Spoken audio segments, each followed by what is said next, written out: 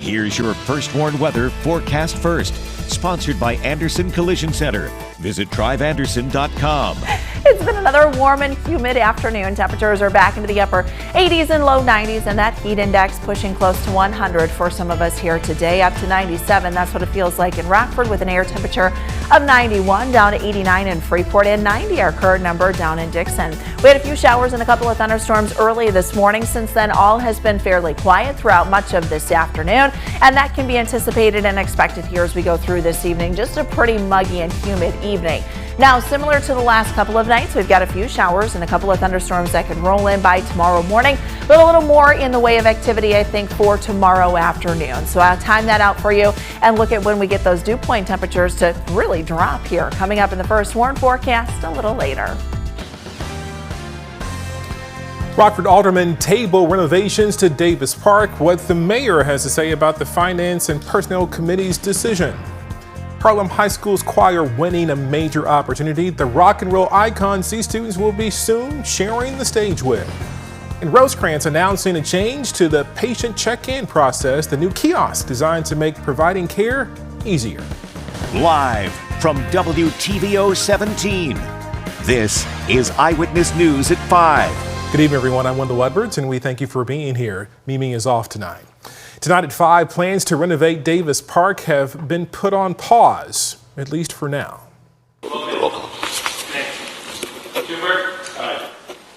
Aye.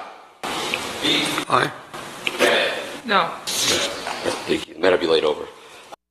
What you just heard, Rockford's Finance and Personnel Committee laid over a vote last night. Plans for renovations to Davis Park were supposed to be split into at least two phases due to costs. The first phase would include a playground and a skate park. It was expected to be completed by the Ironman race next summer, but now no vote yet. Tonight, though, Eyewitness News spoke with Mayor Tom McNamara about this committee's decision.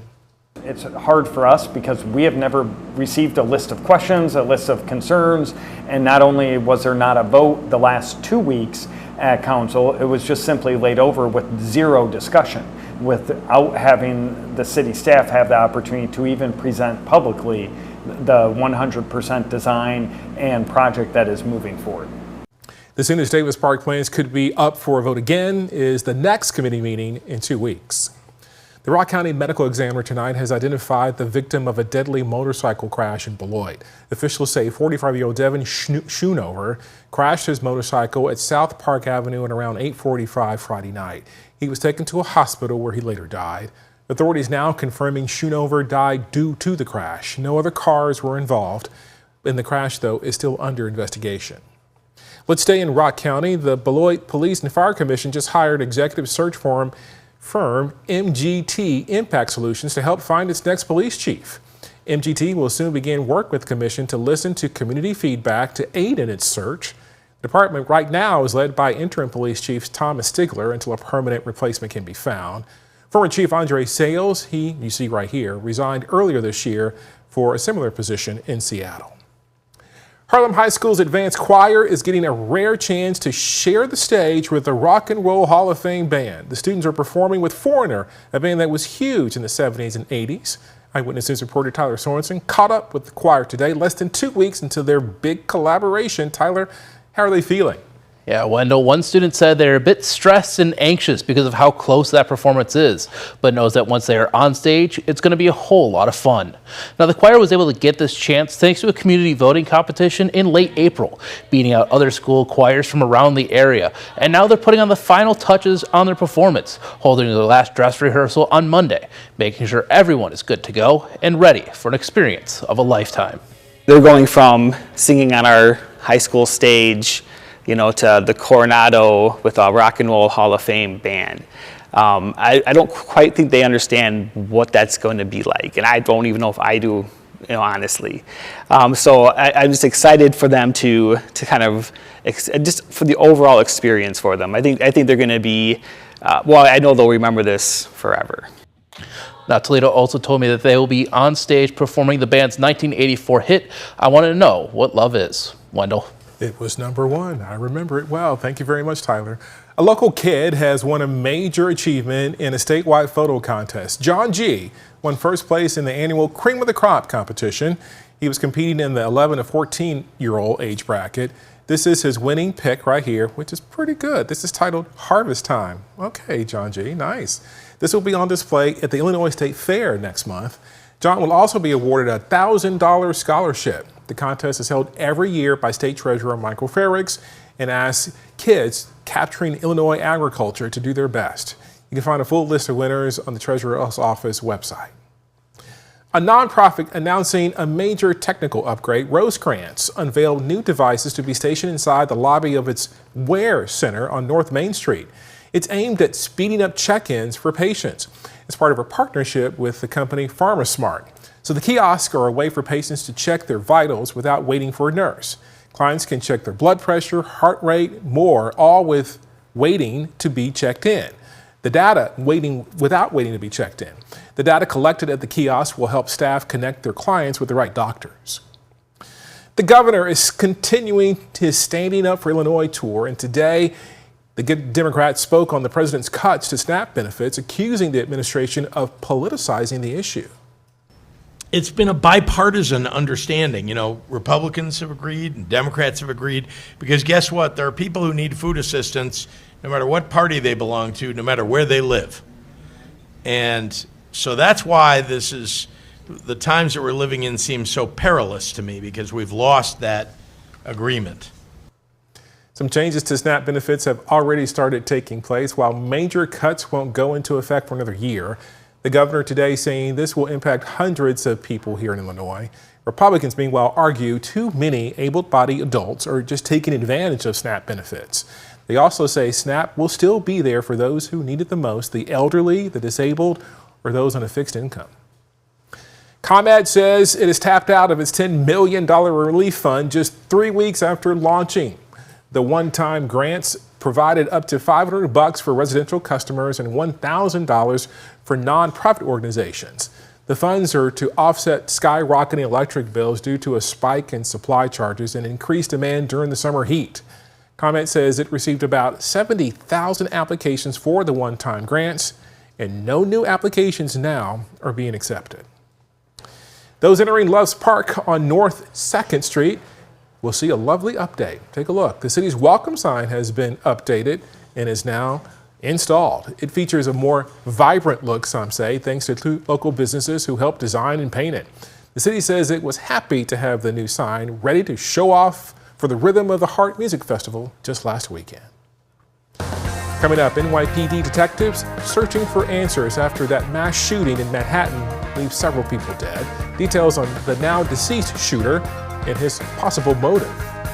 We made it back up to 92 degrees this afternoon. A little sticky out there, and while temperatures won't be as hot tomorrow, it'll still feel humid, but looking forward to the end of the week, just how cool some of those nighttime temperatures will get, and a few thunderstorms in between. Coming up in the first warn forecast here a little later. You're watching Eyewitness News, your home team, with Mimi Murphy, Wendell Edwards, Sports Director Scott Lever, and Chief Meteorologist Candace King.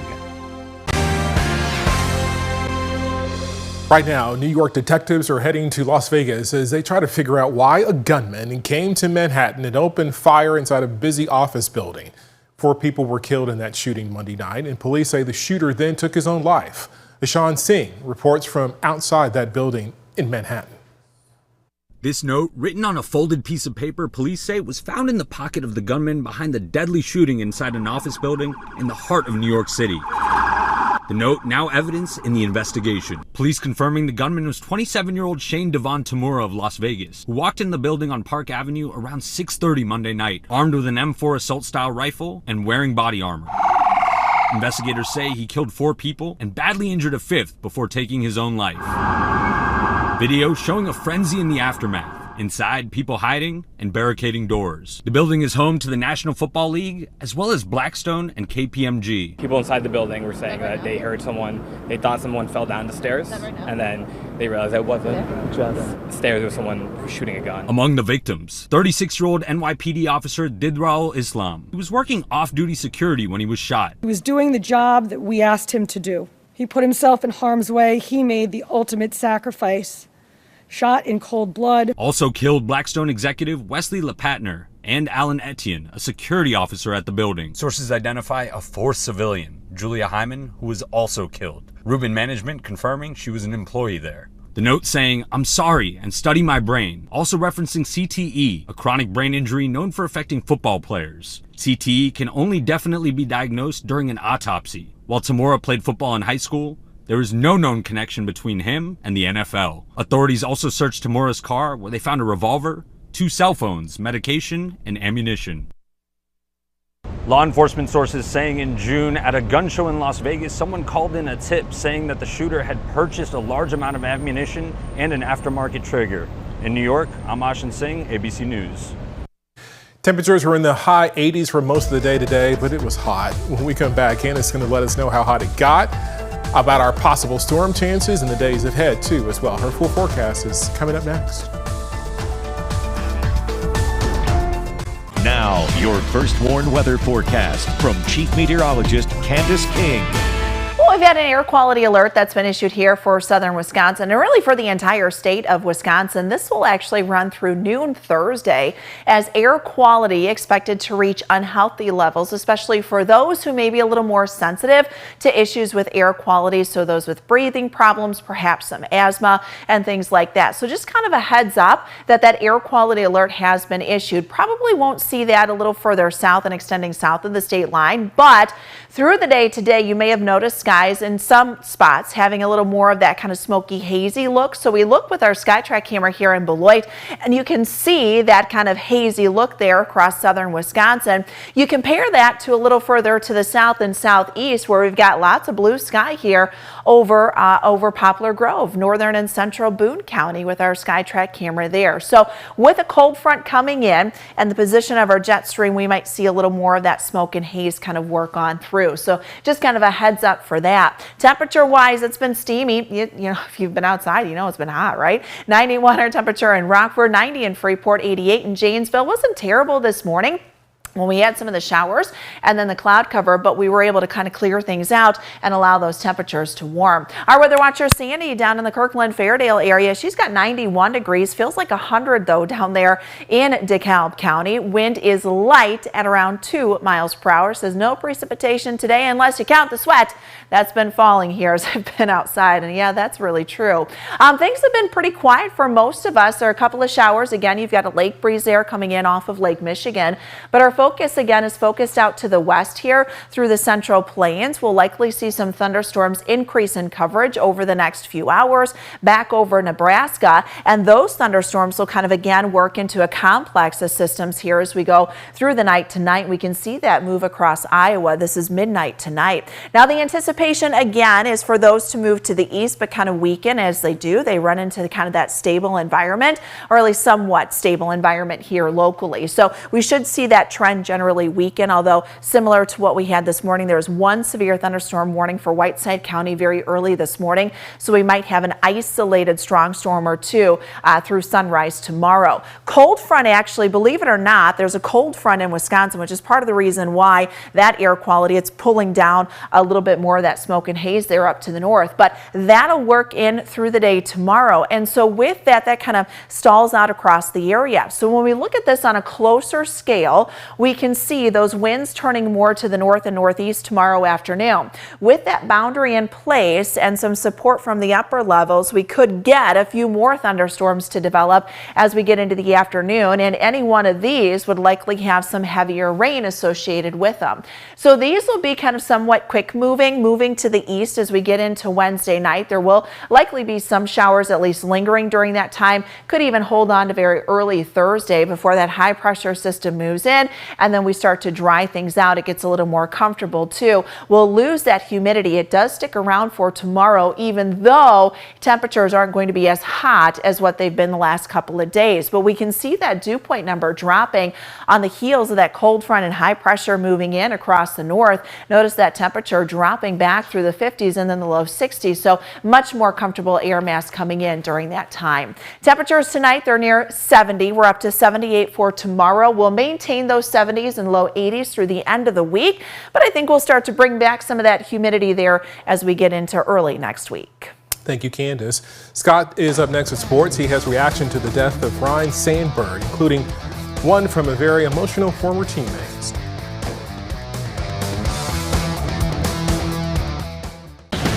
Now sports with sports director Scott Lever. Cubs and Brewers will go at it again tonight in Milwaukee. Colin Ray and Quinn Priester will be the starting pitchers. The Brewers won last night's series opener 8-4. Discussion about the series has been pushed to the back burner by the passing of Ryan Sandberg. Fans, players, and former teammates continue to react to what the Cubs' great second baseman meant to them. Former teammate Sean Dunston got very emotional during a phone conversation with the MLB Network. You know, last couple of days, I spoke with him. Me, Andre, and Rhino spoke on the phone. And he wanted to speak to me and Andre. And he told us that he loved us. And that means more than being his teammate. Because Andre's hurt too. All the Cubs fans are hurt, but he wanted to tell everybody that even though he didn't speak much, he spoke. And he spoke to me and told me and Andre and Grace that he loves us. And he loves all you Cub fans too. Reinl was even on the minds of the Bears and head coach Ben Johnson today. Here's what he shared at Hallis Hall. I grew up a big Cubs fan, and so he was a big part of my childhood, my family. We watched him, Mark Grace, the whole crew on WGN for a number of years, and I know what he means to the city and the career that he had. So just thoughts and prayers to his family. As far as practice goes, Johnson says the working in pads in the heat has been good for the guys, showing them they can push through adversity. Caleb Williams keeps making progress, grasping the offense, and top draft pick Colston Loveland is looking good. Here's another preseason honor for Lena native and Iowa offensive tackle Jennings Dunker. He's been named to the preseason Outland Trophy watch list. That's the award that goes to the top interior lineman, offense or defense, in the country. 50 players make the list. Another one of them is Dunker's Iowa teammate on the O-line, Logan Jones. Last week, Dunker was named to the Big Ten honors list as one of the best players in the Big Ten going into this season. That's sports. We'll be right back. So it was hot with the heat index, what, 96, I think I heard you say? Yeah, mid-upper 90s for a lot of us, touching 100 degrees It's in like some perfect spots. summer, but really humid. I mean, I don't know, to each their own, right? With something. Touche. Although you did say the 50s coming up are going to be chilly. Well, I guess they are going to be kind of chilly, It should not be 50 in July. All right, I can see that. I can understand that. Okay, but you know what? I think it's nice to get a little break every now and then. True. You know, you don't want like 70s every single night. So I think this is a good balance because then we're right back into the 80s into next week with a little more humidity too. 74 tonight. Keep an eye on some showers, thunderstorms tomorrow morning, and then again tomorrow afternoon. Could be a couple of stronger ones with some heavy rainfall. Thank you, Candace. We'll see you at 6.